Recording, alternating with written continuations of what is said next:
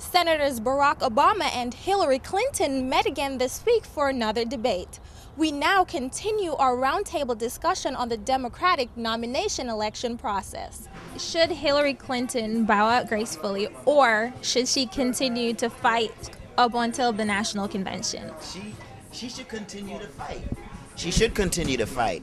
She talks fight, she should fight, and it's her right to fight. And if Obama wasn't in the race, that's the candidate that I would be for. And I'd expect her, no matter who the candidate was, to fight. I think it's really sad what the Clintons.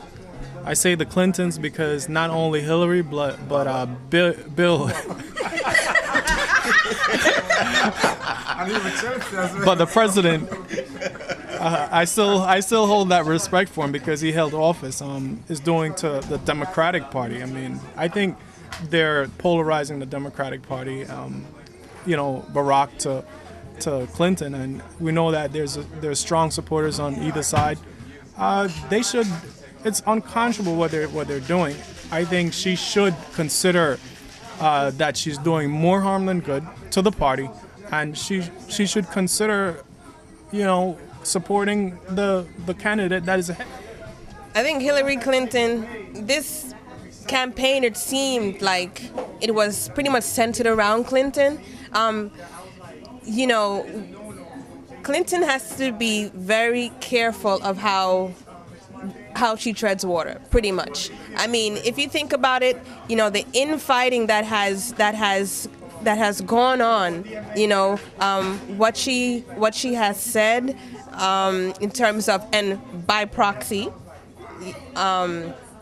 that's also something to think about. But also too, the back and forth. Yes, I think it's hurting the Democratic Party, and so I don't think that she should drop out. But I think she needs to kind of fall back and sort of reevaluate exactly how she is, going about her campaign, because it's not helping the Democratic Party. It's actually hurting. How many of you have seen these while you were sleeping campaign ads, and what do you think about them?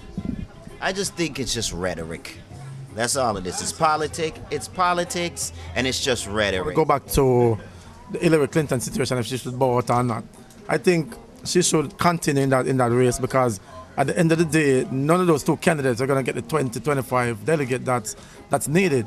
What's important for me, I want to see how the Democratic Party plays out at the end in terms of the superdelegates, how that process is going to work. And we don't want her to bow too early, because that's important. The moment, as soon as she bows, then it becomes a one-on-one between Obama and McCain.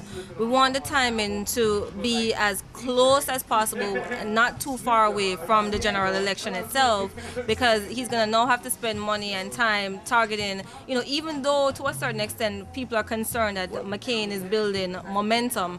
Not necessarily, because once the focus begins, things can change within a day, as we already see with this whole Reverend Rights. Things can change in a minute. In response to the while you were sleeping commercial, it's just silly how far the media have taken the question of the commercial, because as I can remember, the last time we had a situation where a president should have responded to was 9/11. George Bush was holding a storybook upside down somewhere in Miami,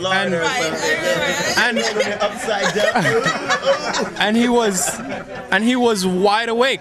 And what did he do? He sat down as if nothing was going on, acted as if everything is cool, calm, and collected, and he probably went back to sleep.